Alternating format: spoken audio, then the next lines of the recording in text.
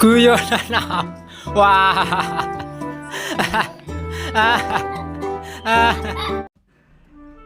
Memang semua orang sudah tahu dan kagum akan kecerdasan Abu Nawas. Tak ada yang meragukan sama sekali. Pada suatu hari, Raja Harun ar-Rasyid telah mempermalukan Abu Nawas dengan menyiram air kencing di depan para tamu undangan. Abu Nawas hanya bisa terdiam. Namun dalam hati dia merencanakan sesuatu di lain hari. Kisahnya, figur Abu Nawas ini memang sangat lihai dalam menyelesaikan masalah. Tidak hanya lucu saja, akan tetapi juga bijaksana sehingga Abu Nawas tidak dapat dianggap enteng. Raja sangat bangga memiliki warga seperti Abu Nawas ini. Namun pada pihak yang lain, dari diri Abu Nawas juga sangat menjengkelkan raja karena ulahnya yang selalu tidak tahu diri. Oleh karena itulah Baginda Raja tak pernah berhenti memeras otaknya untuk membalas Abu Nawas. Seperti pada tahun-tahun sebelumnya, setiap bulan Rabiul Awal diadakanlah acara Maulid Nabi. Sambil tersenyum, Baginda Raja bergumam dalam hati, "Awas ya kamu Abu Nawas, kali ini kamu pasti kena." Acara Maulid Nabi pun tibalah waktunya dan diselenggarakan di istana. Pada saat itu semua pembesar negeri hadir, termasuk putra-putra mahkota dari kerajaan sebelah. Termasuk pula Abu Nawas juga ikut diundang.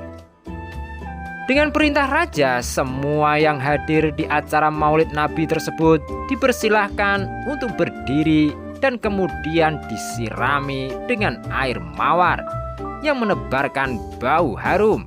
Kecuali Abu Nawas, dia disiram dengan air kencing. Membalas tipuan raja. Setelah disiram dengan air kencing tersebut, jadi sadarlah Abu Nawas kalau dirinya telah dipermalukan di depan para pembesar negeri.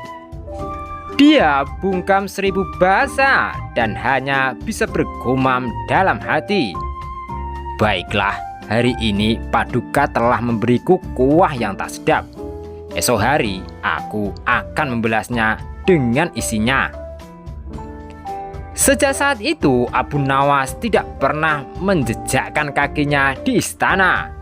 Raja pun menjadi kangen dibuatnya karena kelucuannya saat bercerita.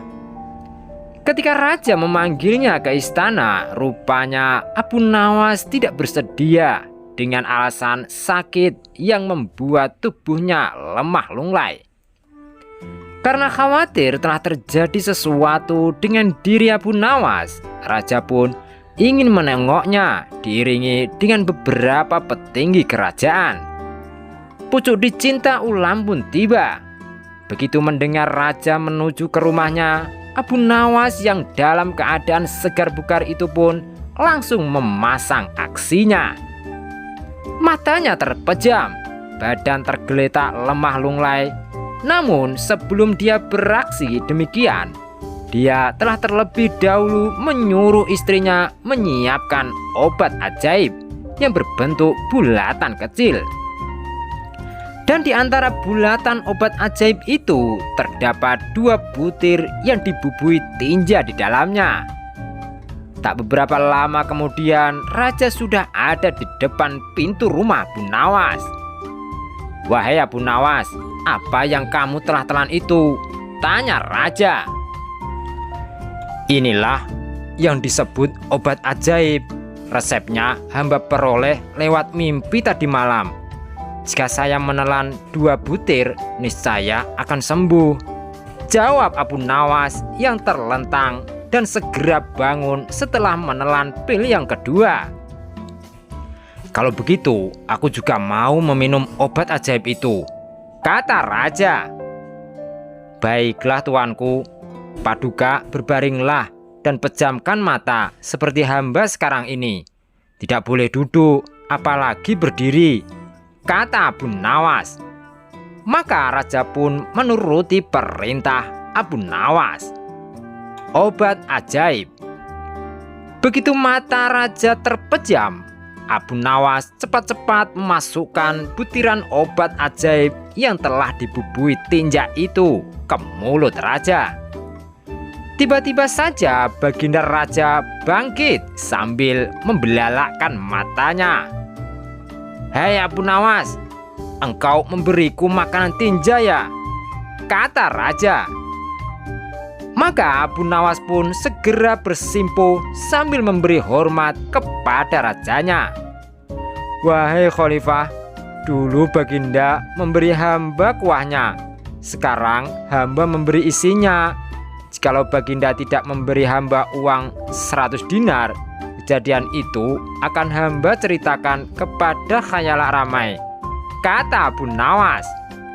"Diamlah hai Abu Nawas, jangan ngomong kepada siapa-siapa. Nanti aku akan memberimu uang 100 dinar," kata raja. Setelah itu raja dan semua pengikutnya kembali ke istana. Mereka menyiapkan pundi-pundi yang berisi uang 100 dinar. Nah, untuk kesekian kalinya Abu Nawas telah berhasil memperdayai rajanya, berhasil mengalahkan rajanya.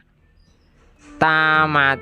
Jangan lupa ya guys untuk like, share, dan subscribe. Semoga menghibur dan bermanfaat. Amin.